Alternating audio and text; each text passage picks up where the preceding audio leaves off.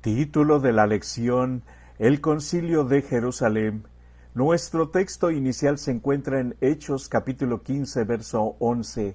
Antes creemos que por la gracia del Señor Jesús seremos salvos, de igual modo que ellos. Después de más de 2 años, Pablo y Bernabé regresaron a Antioquía de Siria, puesto que toda la iglesia había participado enviándolos como misioneros. Era natural que dieran un informe.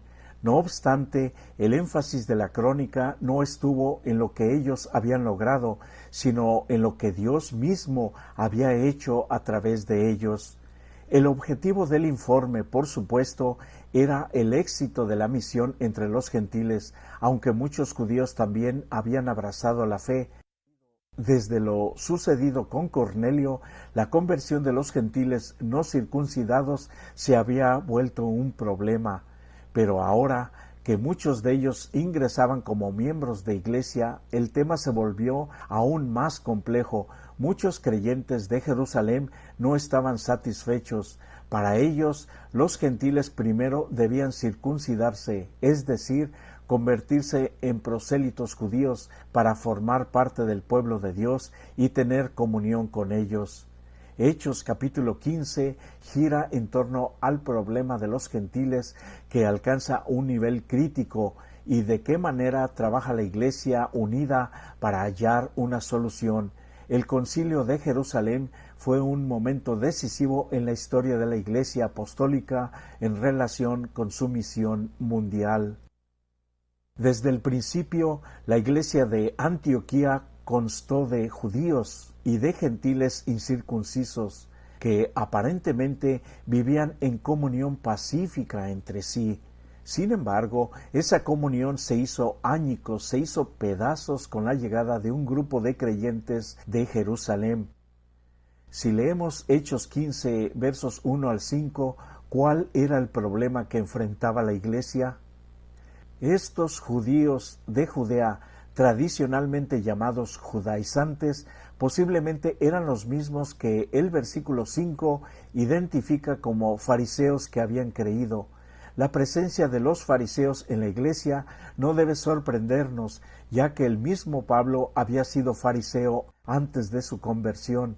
Este grupo parece haber ido a Antioquía por iniciativa propia, aunque otro hecho que también tuvo lugar en Antioquía tiempo después muestra que la mayoría de los judíos, incluyendo a los apóstoles, no se sentían muy cómodos con la presencia de los gentiles incircuncisos en la iglesia. En su epístola a los Gálatas, Pablo no habla de manera positiva de los judaizantes, ya que los califica como perturbadores y falsos hermanos, cuyo verdadero motivo para estar allí era socavar la libertad espiritual del Evangelio y llevar a los conversos gentiles a la esclavitud del legalismo. El argumento de ellos era bastante sencillo. A menos que los gentiles se circuncidaran y guardaran todas las demás leyes ceremoniales judías, no podrían salvarse. La salvación, según creían, habría de hallarse solo dentro de la comunidad del pacto de Dios y, según el Antiguo Testamento, no había otra manera de llegar a ser parte del pueblo escogido de Dios sino mediante la circuncisión. En resumen, los gentiles solo podían salvarse si primero se hacían judíos prosélitos. Pablo y Bernabé, por supuesto, no podían aceptar esos requisitos porque iban en contra de la naturaleza misma del Evangelio. No obstante, el abordaje agresivo de los visitantes de Judea generó un acalorado debate. La palabra de Hechos, stasis, tiene el sentido de conflicto o disensión, y el tema era demasiado importante para ser tratado solamente en el ámbito local. La unidad de la iglesia estaba en juego. Entonces los hermanos de Antioquía decidieron enviar a varios delegados a Jerusalén, incluyendo a Pablo y a Bernabé, para encontrar una solución. Ponte en el lugar de los judaizantes. ¿Qué argumentos podrías presentar para defender tu postura? Uno de los grandes problemas de este conflicto era la circuncisión. Esta no era una institución humana. Al contrario, había sido ordenada por Dios mismo como una señal de su pacto con los descendientes de Abraham como pueblo elegido. Si leemos Éxodo capítulo 12 versos 43 al 49, además de los israelitas de nacimiento, ¿quiénes más debían circuncidarse? Las bendiciones del pacto no estaban restringidas a los israelitas de nacimiento, sino que eran extensivas a cualquier esclavo o extranjero residente que quisiera recibirlas, siempre que estuviese circuncidado. Después de la circuncisión, el extranjero tenía el mismo estatus delante de Dios que el israelita de nacimiento. Será como uno de vuestra nación, dice Éxodo capítulo 12, verso 48. Por lo tanto, la circuncisión en los hombres era indispensable para ser miembro pleno de la comunidad del pacto de Dios, y como Jesús era Mesías de Israel, parecía natural que los judaizantes insistieran en que ningún gentil podría beneficiarse de su salvación sin convertirse en judío primeramente. Si leemos Romanos 3:30, Primera de Corintios 7:18 y Gálatas capítulo 3 verso 28 y capítulo 5 verso 6, ¿cuál era la opinión de Pablo sobre la circuncisión? Al decir que ningún gentil podría salvarse sin unirse primero al judaísmo, estos hombres, los judaizantes, estaban mezclando dos conceptos distintos, el pacto y la salvación. Ser miembro de la comunidad del pacto de Dios no garantiza la salvación. Además, el mismo Abraham fue salvo, que quiere decir justificado solamente por la fe, y esto ocurrió antes de circuncidarse, no a causa de haberse circuncidado. La salvación siempre ha sido por la fe, mientras que el pacto era una provisión de la gracia de Dios, mediante la cual Él se reveló a sí mismo y dio a conocer el plan de salvación al mundo entero. Sin embargo, el problema era que, al asociar tan íntimamente el pacto con la salvación, estos creyentes habían llegado a pensar que la circuncisión era meritoria. Pero la gracia salvífica de Dios no funciona en el ámbito de las obras humanas. Por lo tanto, imponer la circuncisión a los gentiles creyentes como medio de salvación era distorsionar la verdad del Evangelio, anula la gracia de Dios y hace que la fe en Jesús no sirva de nada. Además, era una negación del carácter universal de la salvación. Pablo nunca podría estar de acuerdo con esta forma de pensar.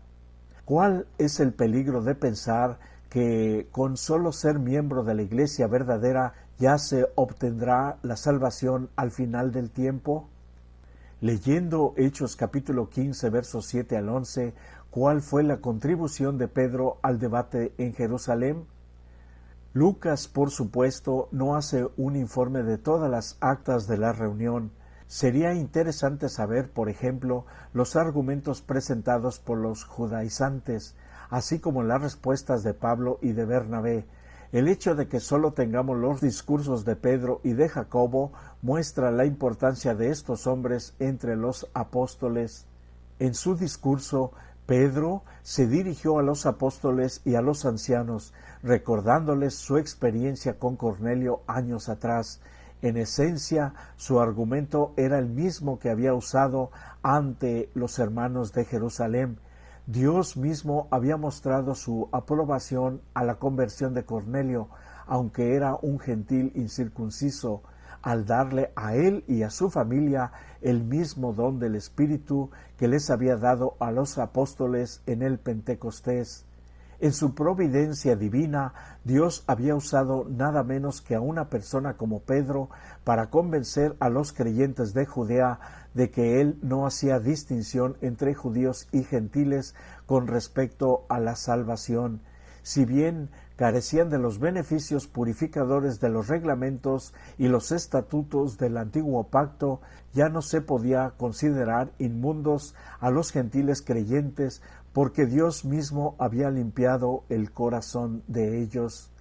La declaración final de Pedro resulta ser muy similar a lo que esperaríamos de Pablo. Creemos que por la gracia del Señor Jesús seremos salvos de igual modo que ellos. Y ahora si leemos Hechos 15, versos 13 al 21, ¿qué solución propuso Jacobo al problema de los gentiles?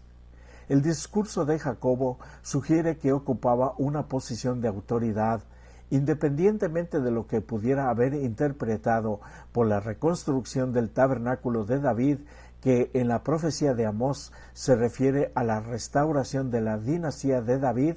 El propósito principal de Jacobo era demostrar que Dios ya había provisto que los gentiles se uniesen, en cierto sentido, a un pueblo de Dios reconstituido y que, por ende, podían incorporarse a Israel.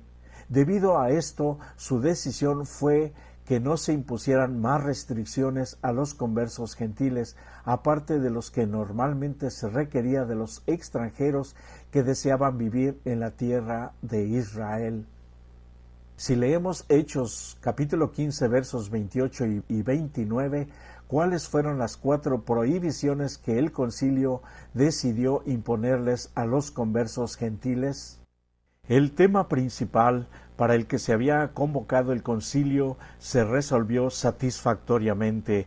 Como la salvación es por gracia, se eximía de la circuncisión a los gentiles creyentes cuando se unían a la iglesia. Sin embargo, debían abstenerse de 4 cosas. Número 1, la carne ofrecida en sacrificio a ídolos en rituales paganos y luego servida en una fiesta del templo o vendida en el mercado.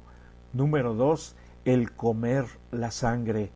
Número 3, la carne de animales estrangulados, es decir, carne cuya sangre no se había drenado, que no se le había quitado la sangre a la carne. Número 4, la inmoralidad sexual en sus diversas formas. En la actualidad, la mayoría de las denominaciones cristianas considera que las prohibiciones alimentarias, las prohibiciones 1 a la 3, son recomendaciones temporales, debido a que esas cosas eran especialmente repulsivas para los judíos. Sostienen que las prohibiciones tenían como único objetivo salvar la brecha entre creyentes judíos y gentiles. Además, a menudo se presume que todas las demás leyes del Antiguo Testamento, incluyendo las leyes del Levítico y el mandamiento del sábado, que están ausentes en la lista, ya no son obligatorias para los cristianos. ¡Qué tremendo error! No obstante, el denominado decreto apostólico no era ni temporal ni un nuevo código de ética cristiana que excluía todo lo demás relacionado con el Antiguo Testamento. De hecho, bajo la dirección del Espíritu Santo, los apóstoles y los ancianos de la Iglesia reprodujeron sólo las regulaciones de Levítico 17 y 18 concernientes a los extranjeros residentes en Israel. Esperamos que esto haya quedado claro. En el contexto del Levítico, estas prohibiciones significan la renuncia al paganismo. Todo extranjero que quisiera vivir en Israel tenía que abdicar, tenía que dejar las prácticas paganas a las que estaba acostumbrado. De la misma manera, todo creyente gentil que quisiera unirse a la Iglesia tenía que asumir una postura firme contra el paganismo. Naturalmente, también se esperaba que las personas hicieran la voluntad de Dios, que obedecieran aquellos mandamientos que son universales, premosaicos, que son desde mucho antes de Moisés y no intrínsecamente ceremoniales, como es el sábado, que tiene su mismo origen desde la creación, y que se atuvieran a la diferencia que existe entre alimentos limpios e inmundos. Un claro ejemplo de lo que el decreto no era temporal se encuentra en Apocalipsis 2, versos 14 y 20, donde se repiten las prohibiciones primera y última, por lo que implícitamente también se contemplan las otras dos. De hecho, las evidencias históricas muestran que los cristianos todavía consideraban que el decreto era normativo mucho después del periodo del Nuevo Testamento. Cuando surgen discusiones dentro de la Iglesia de qué modo podemos aprender a reunirnos, a escucharnos entre todos y con un espíritu de respeto y humildad resolver los problemas, ojalá esta sea una realidad en nuestra propia congregación. Si leemos Hechos capítulo 15 versos 22 al 29, ¿qué medidas adicionales dispuso la Iglesia de Jerusalén en cuanto a la decisión del concilio? La primera medida fue escribir una carta a los creyentes gentiles para informarles lo que se había decidido. La carta, escrita en nombre de los apóstoles y los ancianos de Jerusalén, era un documento oficial que reflejaba la primacía de la Iglesia de Jerusalén, desde luego debido al liderazgo de los apóstoles sobre las otras comunidades cristianas. Redactada en el año 49 después de Cristo, que es la fecha más probable del concilio, esta carta es uno de los primeros documentos cristianos que tenemos. La Iglesia de Jerusalén también decidió designar a 2 delegados, Judas Barsabás y Silas, para que acompañaran a Pablo y a Bernabé hasta Antioquía. Su misión era llevar la carta y confirmar su contenido. Si leemos Hechos capítulo 15 versos 30 al 33, ¿de qué forma reaccionó la Iglesia de Antioquía ante la carta? Cuando se leyó la carta, la Iglesia se llenó de gozo por el mensaje alentador.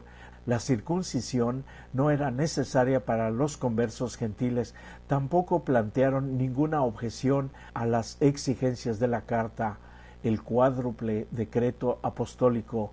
Así se resolvió, al menos en teoría, la primera división más grave de la Iglesia primitiva.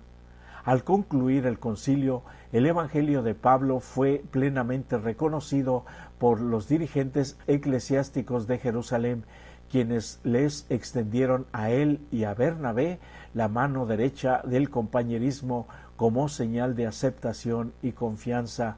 Sin embargo, a los cristianos judíos que seguían viviendo según la ley judía, todavía les resultaba sumamente problemático compartir la mesa con los gentiles, quienes a efectos prácticos seguían siendo ritualmente inmundos, según su equivocado punto de vista. Este problema aparece, por ejemplo, en el incidente asociado con Pedro en Gálatas capítulo 2 versos 11 al 14. Elena de White dice: aún los discípulos no estaban todos preparados para aceptar de buen grado la decisión del concilio. Sé honesto contigo mismo. En tu iglesia, ¿cuán difícil te resulta tener comunión con creyentes de otras razas, culturas e incluso clases sociales? ¿De qué manera puedes deshacerte de esta actitud decididamente anti-evangélica? Los conversos judíos no estaban generalmente inclinados a avanzar tan rápidamente como la providencia de Dios les abría el camino. Por el resultado de las labores de los apóstoles entre los gentiles, era evidente que los conversos entre estos serían mucho más que los conversos judíos. Los judíos temían que, si no se imponían las restricciones y las ceremonias de su ley a los gentiles como condición de entrada a la Iglesia, las peculiaridades nacionales de los judíos, que hasta entonces los había distinguido de todos los demás pueblos, desaparecerían finalmente de entre quienes habían recibido el mensaje evangélico. Los cristianos judíos que vivían a la vista del templo permitían, como era natural, que sus mentes se volvieran a los privilegios peculiares de los judíos como nación. Cuando vieron que la iglesia cristiana se apartaba de las ceremonias y las tradiciones del judaísmo y percibieron que la santidad peculiar de la cual las costumbres judías habían estado investidas pronto serían perdidas de vista a la luz de la nueva fe, muchos se indignaron con Pablo como el que había en gran medida causado este cambio. Aún los discípulos no estaban todos preparados para aceptar de buen grado la decisión del concilio. Algunos eran celosos por la ley ceremonial y miraban a Pablo con desagrado porque pensaban que sus principios con respecto a las obligaciones de la ley judía eran muy flojos. El hecho de que pertenecer a la iglesia verdadera no garantiza la salvación. Por ejemplo, el antiguo Israel era ciertamente la iglesia verdadera, pero eso no significa que fueran salvos todos los que pertenecían a él. Si estar en la iglesia verdadera no garantiza la salvación, entonces, ¿cuál es la ventaja de formar parte de ella? ¿En qué sentido el hecho de aceptar a los gentiles incircuncisos en la comunidad de la fe fue uno de los primeros problemas administrativos más importantes que enfrentó la iglesia primitiva? ¿Qué problemas similares enfrenta nuestra iglesia actualmente y qué nos enseña el ejemplo de Hechos 15 sobre cómo resolverlos? Se podría hacer un ejercicio. Pídales a algunos que asuman la postura de los judíos que insistían en que los gentiles debían convertirse en prosélitos judíos antes de unirse a la iglesia, a la que consideraban, y con razón, una extensión de las promesas del pacto hechas a Israel. ¿Cuáles son sus argumentos y cómo puedes responder a ellos? Un debate de este tipo podría mostrarnos por qué las cuestiones que hoy nos parecen tan obvias podrían resultar en otro tiempo mucho más difíciles de resolver que para nosotros ahora. Gracias por acompañarnos en esta ocasión. Por ahora hemos aprendido mucho más y por eso podemos decir que hoy es un nuevo día de oportunidad para acercarnos más al corazón de Dios, acercarnos también a nuestros prójimos, incluso dentro de la iglesia, y tratar de entender su punto de vista, pero siempre dentro del orden y del amor que Dios espera encontrar en nosotros para seguir avanzando y concluir su misión para que Jesús venga y podamos estar reunidos con nuestro Señor Jesús otra vez. Que el Señor te bendiga. Este es mi mejor deseo para ti. Amén.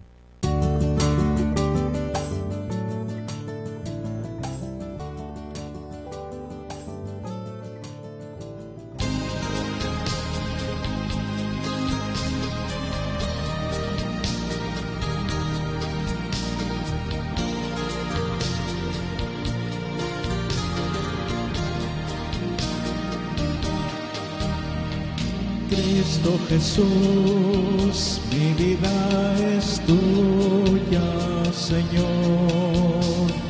Cristo Jesús, eres tú mi Dios, mi buen Creador. Cristo Jesús, vine a esta vida por tu amor. Cristo Jesús, eres mi todo, mi buen Señor. Eres Cristo Jesús, mi destino hacia donde voy. Y vengo de ti, mi origen empezó en ti. Cristo Jesús, solo tengo este tiempo de vivir contigo, Señor, a tu lado esto es lo mejor. Cristo Jesús, mi vida es tuya, Señor. Cristo Jesús, nada hay después de ti, mi Dios. Cristo Jesús, tú eres mi todo, mi Señor.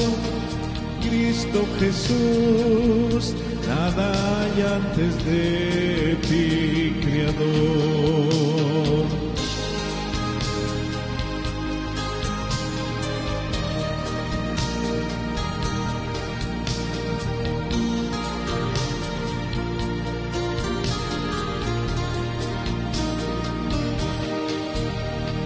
Cristo Jesús, nuestra vida es tuya, oh Señor.